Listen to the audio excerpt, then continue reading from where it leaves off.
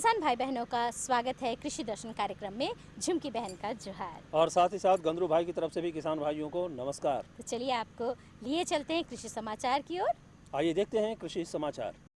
नमस्कार, कृषि समाचार में आपका स्वागत है। आपके साथ मैं हूं पूजा। आइए देखते हैं आज कृषि समाचार में क्या है खास। हजारीबाग में बेहतर पशुपालन के लिए दिया जाएगा पुरस्कार।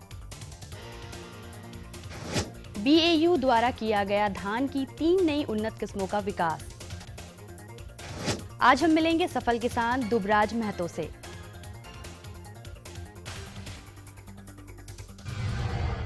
अब समाचार विस्तार से। जिला गव्य विकास कार्यालय हजारीबाग द्वारा जिले में पशुपालन के क्षेत्र में सराहनीय काम करने वाले पशुपालकों को पुरस्कृत करने की योजना बनाई गई है। इसमें वैसे युवक या युवती पशुपालक का चयन किया जाएगा जो दूध उत्पादन से जुड़े हो और जिला गव्य विकास योजना अंतर्गत दुधारू मवेशी वितरण कार्यक्रम के तहत लाभान्वित हुए हों। इसके लिए इच्छुक पशुपालक जिला गव्य विकास कार्यालय हजारीबाग में दिनांक 2 अक्टूबर 2013 तक आवेदन जमा कर सकते हैं। बिरसा कृषि विश्वविद्यालय द्वारा धान की 3 नई किस्मों का विकास किया गया है, जिससे झारखंड राज्य बीज उप समिति ने जारी कर दिया है। ये किस्में हैं बिरसा विकास धान 203, बिरसा विकास सुगंधा 1 और बिरसा विकास धान 111। वैज्ञानिकों के अनुसार ये किस्में झारखंड की कृषि मौसम परिस्थितियों में अधिक उत्पादन देने की क्षमता रखती है।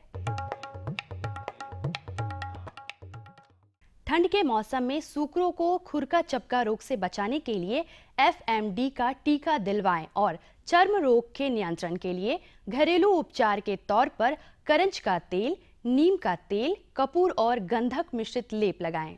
सूकरों को होने वाला खुरहा चपका और चर्म रोग संक्रामक बीमारी है। ठंड के मौसम में सूकर इन दोनों रोगों से ज्यादा ग्रसित होते हैं। सूकरों में खुरहा चपका और चर्म रोग के रोकथाम के संबंध में पशु विशेषज्ञ की सलाह है। खुरहा चपका या FMD जो बीमारी जिसको कहते हैं, उससे बचाने के लिए टीकाकरण अवश्य करें।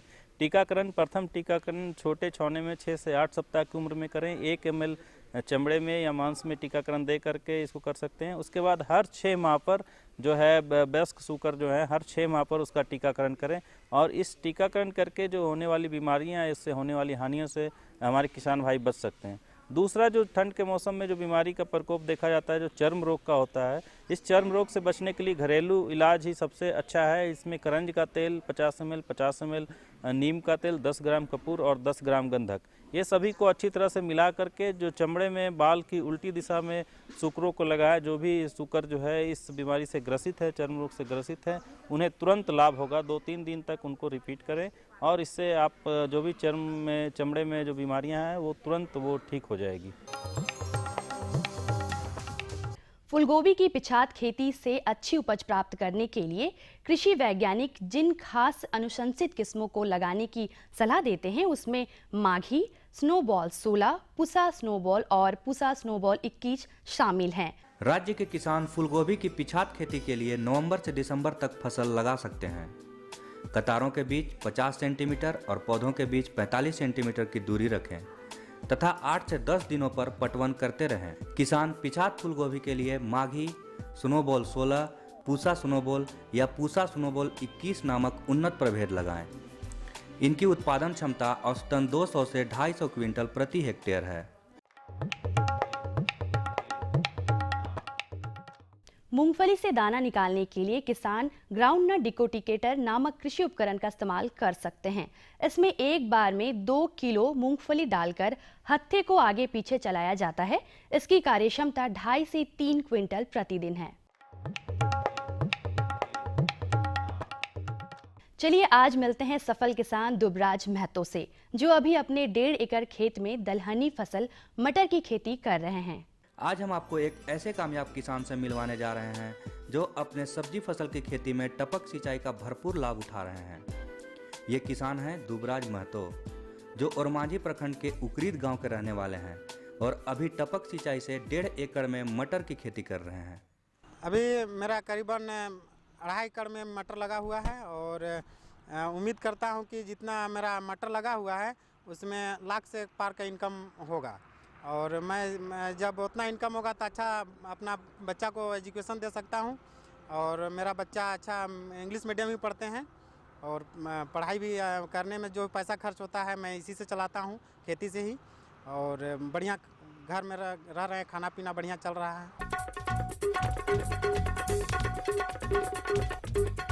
और अब एक नज़र राज्य के 5 प्रमुख शहरों के मौसम के मिजाज पर। आज राज्य के 5 प्रमुख नगरों के अधिकतम और न्यूनतम तापमान कुछ इस प्रकार दर्ज किए गए। रांची का अधिकतम तापमान 27 डिग्री सेल्सियस और न्यूनतम 15 डिग्री सेल्सियस। जमशेदपुर का अधिकतम तापमान 30 डिग्री सेल्सियस और न्यूनतम 18 डिग्री सेल्सियस।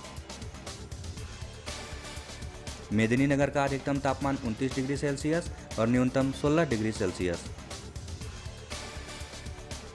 देवघर का अधिकतम तापमान 29 डिग्री सेल्सियस और न्यूनतम 18 डिग्री सेल्सियस। वहीं धनबाद का अधिकतम तापमान 29 डिग्री सेल्सियस और न्यूनतम 18 डिग्री सेल्सियस दर्ज किया गया।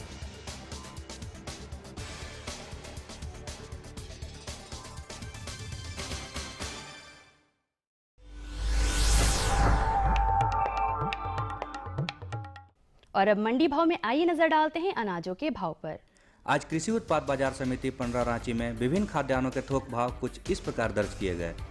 चावल मोटा 1900 रुपये से 2200 रुपये, चावल मध्यम 2300 रुपये से 2700 रुपये, चावल उत्तम 2800 रुपये से 5000 रुपये, गेहूं 1450 रुपये से 2000 रुपये, चना 3700 रुपये से 4200 रुपये, दाल अरहर 5500 रुपये से 6800 रुपये, दाल मसूर 4500 रुपये से 5400 रुपये, दाल चना 4600 रुपये से 5500 रुपये, सरसों तेल 8500 रुपये से 9400 रुपये, चीनी 3300 रुपये से 3400 रुपये, आलू 1100 रुपये से 1300 रुपये और प्याज 4200 रुपये से 4500 रुपये प्रति क्विंटल रहा। कृषि समाचार में आज इतना ही। अगले दिन अगले अंक में फिर होगी मुलाकात कुछ ताज़ा तरीन खबरों के साथ। तब तक के लिए दीजिए इजाजत। नमस्कार, जोहार।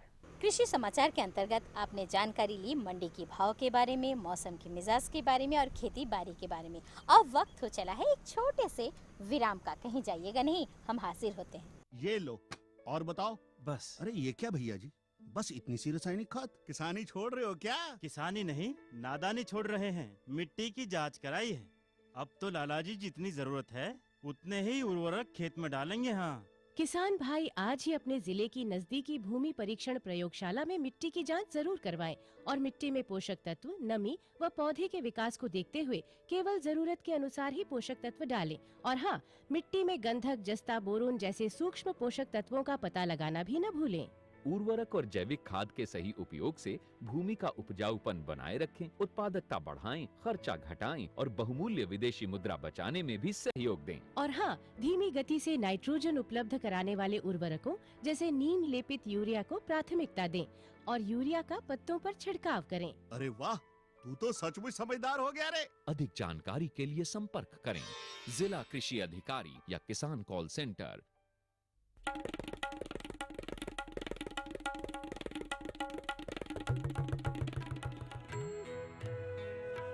अम्मा जी, मैं चली स्कूल पढ़ने। स्कूल? पर शादी के वक्त तो तूने कहा था कि तू पढ़ी लिखी है। अरे अम्मा जी, फार्म स्कूल जा रही हूँ खेती की नई नई बातें सीखने। आप भी चलो ना। फार्म स्कूल, जहाँ खेतों में पैदावार बढ़ाने की हर बात किसानों को सिखाई जाती है, जैसे मिट्टी के हिसाब से सही खाद, बढ़िया बीज और जरूरत के मुताबिक कीटनाशक, ताकि कम लागत में अधिक मुनाफा। विराम के बाद एक बार फिर से तमाम किसान भाइयों का स्वागत है कृषि दर्शन कार्यक्रम में। जी हाँ। तो झुमकी बहन, अब क्या किया जाए? अजी जानकारी देंगे अपने किसान भाई बहनों को। तो चलिए हम जानकारी का सिलसिला शुरू करते हैं किसान भाइयों। आज हम जानेंगे शुष्क भूमि में जो रबी की खेती होती है वो हम कैसे करें और किस तरह करना चाहिए, उसका क्या प्रबंधन है, इन तमाम बातों की जानकारी हम लेंगे। और इस विषय पर जानकारी दे रहे हैं डॉक्टर, हमारे विशेषज्ञ डॉक्टर परवेज आलम जी। तो आइए जानकारी लेते हैं। आज हम जानेंगे कि शुष्क भूमि में रबी फसल की खेत की तैयारी कैसे करें और कौन कौन सी फसल को उपजाएं। इस बारे में जानकारी देने के लिए हमारे साथ डॉक्टर परवेज आलम हैं, जो कि सस्य विज्ञान विभाग में स्थापित हैं। तो आप हमारे किसान भाइयों को बताइए कि जो शुष्क भूमि है उसमें वो रबी की कौन कौन सी फसल को करेंगे? देखिए, ऐसा है कि झारखंड में का जो क्षेत्रफल है जहाँ पर हम लोग खेती करते हैं, इसमें ज़्यादातर एरिया, बल्कि हम कहेंगे कि मैक्सिमम पार्ट जो है वो शुष्क भूमि में ही आता है। क्योंकि हमारा जो भौगोलिक बनावट इस तरह का है और जो वर्षा का जो हम उत्पाद हम लेते हैं वो इस तरह का है कि इसमें सिंचाई व्यवस्था नहीं होने के कारण करीब करीब सभी भूमि जो है वो शुष्क भूमि के श्रेणी में ही आती है। इसलिए हमको चाहिए कि अपने रबी के कार्यक्रम में इस तरह से हम फेरबदल करें ताकि हम सभी फसलों का समावेश कर सकें। जैसे कि आप तिलहनी फसल ले सकते हैं और आप सब्जी उगा सकते हैं। जिस किसान भाई को जिस तरह की पसंद है वह उस तरह का आप इसमें उत्पादन ले सकते हैं। लेकिन सबसे महत्वपूर्ण है कि जो हम खरीफ के बाद जो हमारा खेत खाली रह जाता है, कोशिश करें कि खेत को खाली ना छोड़ें, खेत में कुछ ना कुछ अवश्य लगाएं और जल संरक्षण का समुचित प्रबंध करें, क्योंकि जल के बिना आप रबी फसल की कल्पना नहीं कर सकते। इसलिए जो भी पानी आपको खरीफ के सीजन में मिल रहा है उस पानी को डिफरेंट सोर्सों से या तो नाले बनाकर या गड्ढे बनाकर या कुओं में या जल छाजन का उपयोग करके आप पानी को संग्रहित करने की चेष्टा करें ताकि आप उसी पानी से सिंचाई की आवश्यकता को पूरी कर सकते हैं। और जैसे ही खरीफ में फसल की कटाई करें, आप यथाशीघ्र खेत में दूसरी फसल लगाने की तैयारी आरंभ कर दें। यानी आपको पहले से पता होना चाहिए कि हमको क्या लगाना है, हमको दलहनी फसल लगाना है या हमको तिलहनी फसल लगाना है या हमको आलू की खेती करनी है, मक्का की खेती करनी है। जो भी आप करना चाह रहे हैं, सब्जी उगाना चाह रहे हैं, उसकी तैयारी आप पहले से करके रखें और जैसे खेत खाली हो आप दूसरे या तीसरे दिन, बल्कि मैं तो कहूँगा कि विदिन 1 सप्ताह के अंदर आप अपने खेत में दूसरे फसल को जगह दे दें ताकि उसका बढ़वार सही समय पर हो सके और जो उसकी उत्पादन क्षमता है उसका मैक्सिमम लाभ आप उठा सकें। डॉक्टर साहब, रबी फसल की जैसे ही हम बात करते हैं तो सबसे पहले ध्यान में आता है कि दलहन का। तो दलहन में कौन कौन से रबी फसल हमारे किसान भाई यहाँ के परिप्रेक्ष्य में उगाएंगे? देखिए, यहाँ के परिप्रेक्ष्य में मैं किसान भाई से कहना चाहूँगा कि आप चना की खेती करें, आप मटर की खेती करें।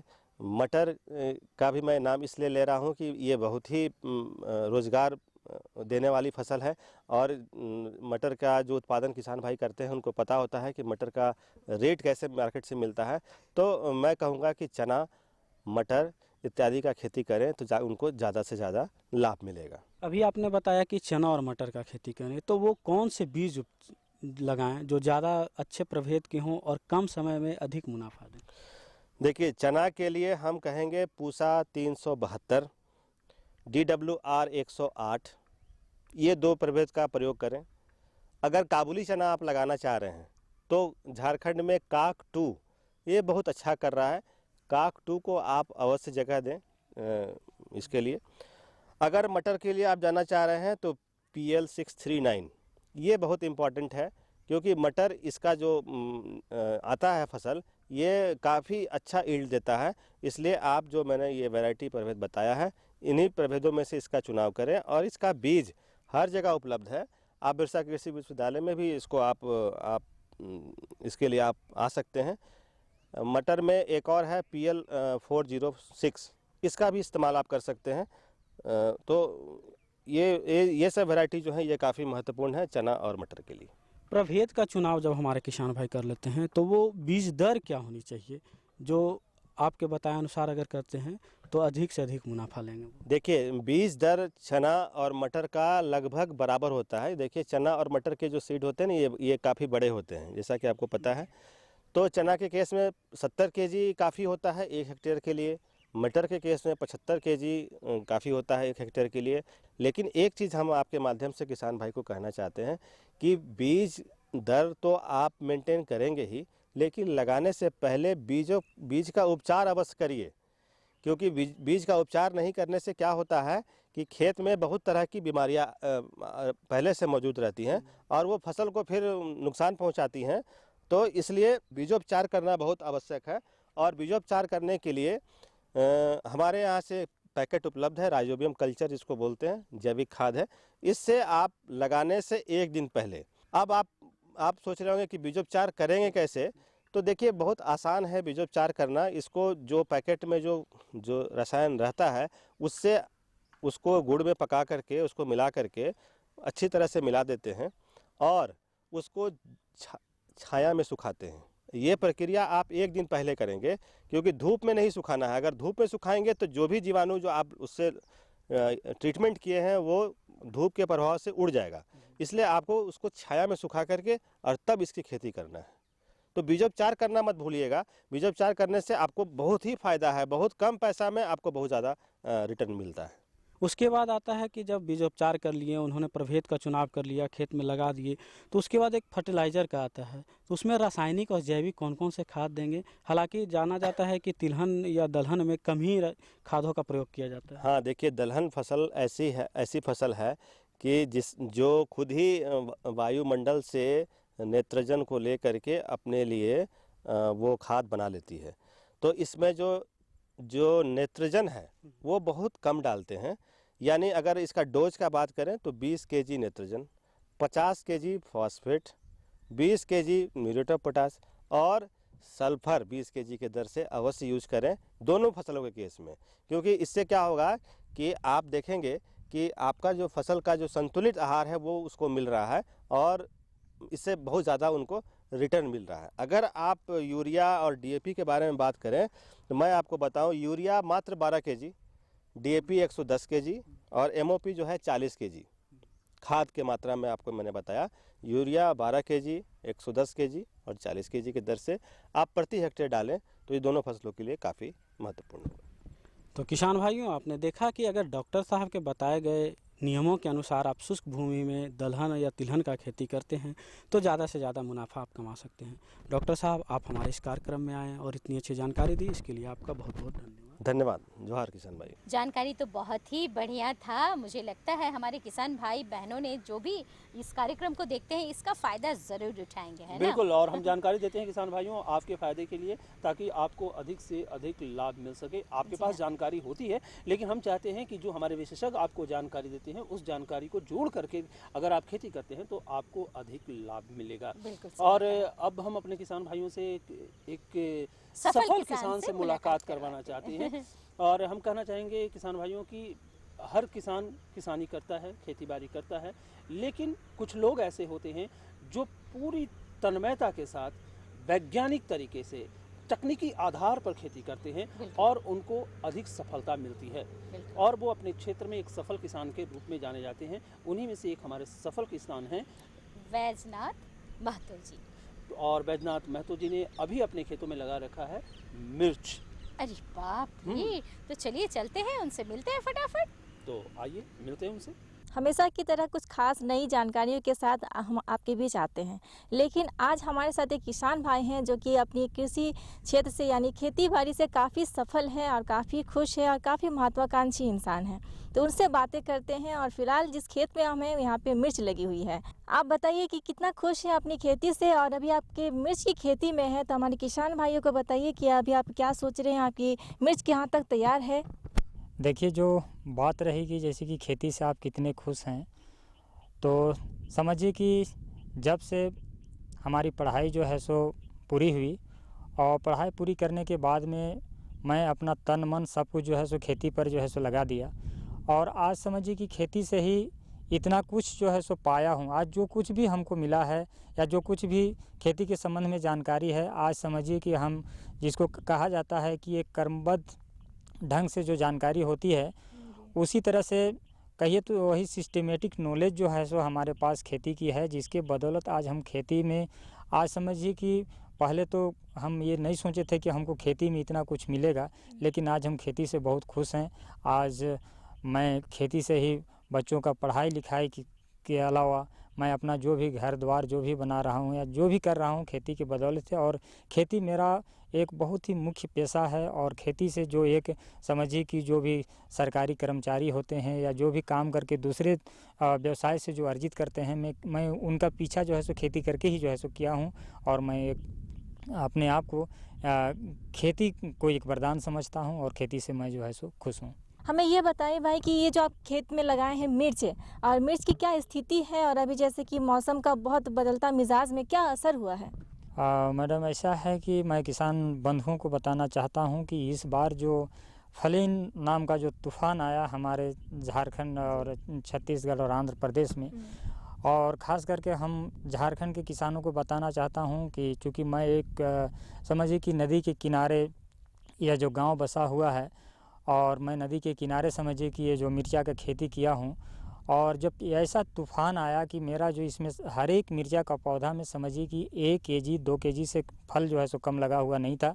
लेकिन इस तूफ़ान से हमको इतना बड़ा नुकसान हुआ कि मेरा सारा फल जो कि तैयार फल था जो कि तूफ़ान से जो है सो गिर गया ज़मीन में, और मेरा जो पत्ते इसमें लगे हुए थे पत्ता तक जो है सो झड़ गया। लेकिन उसके बाद जैसे ही तूफ़ान ख़त्म हुआ हम इसमें पुनः जो है सो अपना इसका जो भी इंसेक्टिसाइड और फंगिसाइड जो दवा था उसका जो है सो प्रयोग जो है सो करके, और जो भी अभी देख रहे हैं कि इसमें जो है सो निकाई गुड़ाई और कोड़ाई जो है सो चल रहा है, मैं इसमें पुनः जो है सो इसमें जो कंपोस्ट की कमी थी उसको जो है सो पुनः जो है सो दे रहा हूँ। और कुछ दिनों में हमको तो नुकसान का तो भरपाई तो फिर कर ही लूँगा इस मिर्चा से, क्योंकि मैं इसमें समझिए कि इतना हमें जानकारी है मिर्चा के संबंध में कि क्या माने कि हमें जो भी वेस्टेज हुआ इसको कैसे हमें क्षतिपूर्ति करना है, और वही जो है सो अभी हम कर रहे हैं। और इसको समझिए कि 10 से 15 दिन में अगर यदि आप इसे अगर पुनः फिर देखा जाए तो अभी जो आपको ज़मीन देखने के लिए यहाँ पर जो है सो मिल रहा है, ये आपको ज़मीन देखने के लिए यहाँ पर जो है सो नहीं मिलेगा, पूरा हरा भरा जो है सो दिखेगा। और हमको ये विश्वास है कि हमको ये मिर्चा जो है सो पुनः जो है सो हमको जो भी क्षति हुआ है उसका क्षतिपूर्ति जो है सो जो भी बचा हुआ है वो मेरा क्षतिपूर्ति हो जाएगा। जी। किसान भाइयों, कितना विश्वास है अपने आप में, और कहा जाता है कि विश्वास है तो आप अपनी मुश्किल से उभर के आते हैं। तो हमारे बहुत से किसान भाई ऐसे हैं जो खेतों में गोभी लगा चुके हैं, टमाटर लगा चुके हैं और तमाम वो सब्जियां हरा भरा जो लग चुका है, लेकिन इसे तूफान से क्षति पहुंच चुकी है। थोड़ा सा कोई सुझाव और कोई ऐसा बताएं उपाय जिससे वो निजात पाएं और अपने फसल को बचा लें। देखिए, सबसे पहले जो भी नुकसान किसान बंधुओं को तूफान से हुआ है, और अगर उनकी फसल जो है सो मान लेते हैं कि जिंदा है, पत्ता झड़ गया है, या मान लेते हैं कि खेत जो है सो पत्ता झड़ने के बाद फसल जो है सो देखने लायक नहीं रहा है, लेकिन कुछ फसल मान लेते हैं कि मिर्चा का फसल है, तो मिर्चा को अगर यदि वह पुनः जो है सो उसमें उनका जो कीटनाशक और फफूंदीनाशक का जो दवा है उसका जो है सो छिड़काव कर दें। और मिर्चा को अगर यदि उनको समय मिलता है, अगर यदि उनको मेहनत करना वो चाहते हैं तो मिर्चा का कोड़ाई जो है सो कर दें। जो भी उनमें जो है सो खाद की कमी है, खाद पुनः जो है सो डाल दें, कंपोस्ट वगैरह भी जो है सो डाल दें, और तो उनका मिर्चा जो है सो पुनः अपनी पुरानी अवस्था में जो है सो चलाएगी।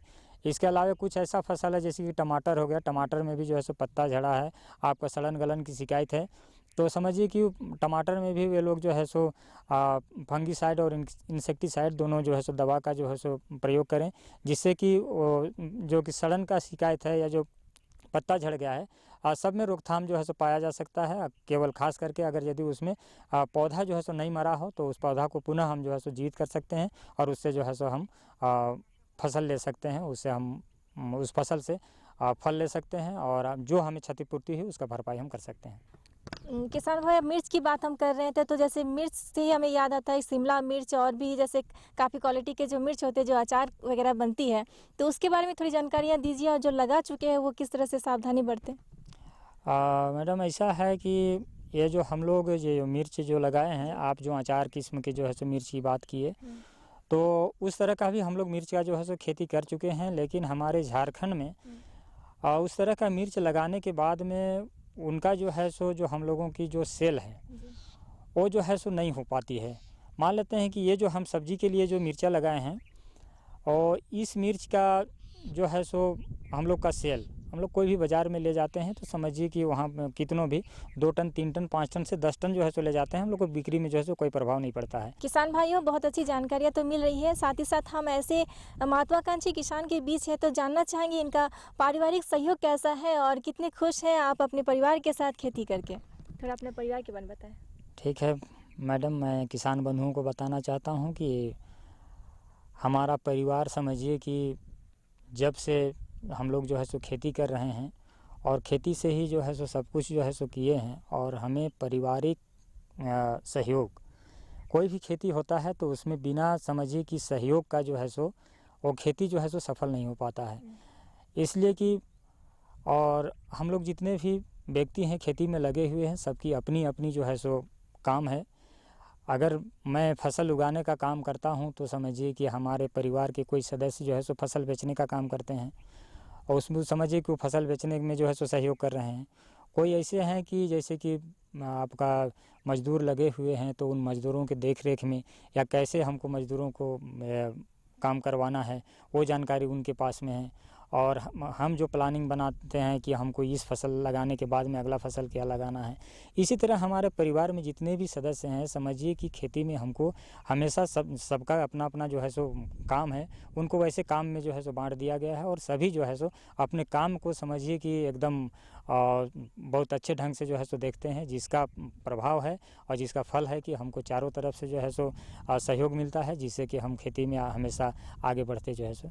किसान भाइयों, ये थे हमारे साथ बैद्यनाथ महतो जी, जिन्होंने किसान होते हुए भी उन तमाम खुशियों को पा चुके हैं, वो भी खेती करके, और इनका पूरा परिवार इनका साथ देता है। तो बिल्कुल आप भी घबराएं नहीं, इन मुश्किलों से उभर के आएंगे आप भी। और अपनी मिर्च की जो खेती के बारे में जानकारियाँ मिली है उससे आप नियमित रूप से अगर सुझाव को फॉलो करेंगे, उनको पालन करेंगे, तो आपको बिल्कुल उससे निजात मिलेगी और आपको मुनाफा भी मिलेगी। आपका बहुत बहुत धन्यवाद इतनी सारी जानकारियों के साथ।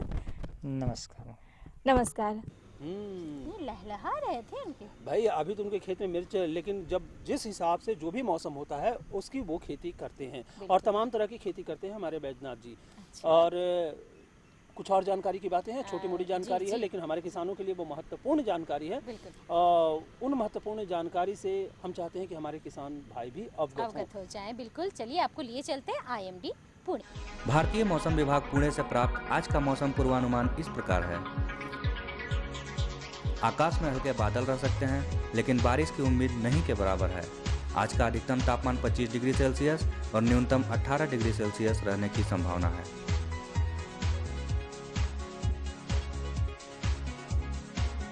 अब मौसम पूर्वानुमान पर आधारित कृषि सलाह। किसान भाई इस समय चना, मसूर, मटर, तीसी, सरसों, आलू और असिंचित गेहूं की खेती करें। अगले 2-3 दिनों तक अपने फसल में किसी भी दवा का छिड़काव साफ मौसम को देखते हुए करें। इस समय धान में लगने वाला रोग जीवाणु पर्ण रेखा के रोकथाम के लिए स्ट्रेप्टोसाइक्लिन दवा का छिड़काव 100 से 150 ppm की दर से करें।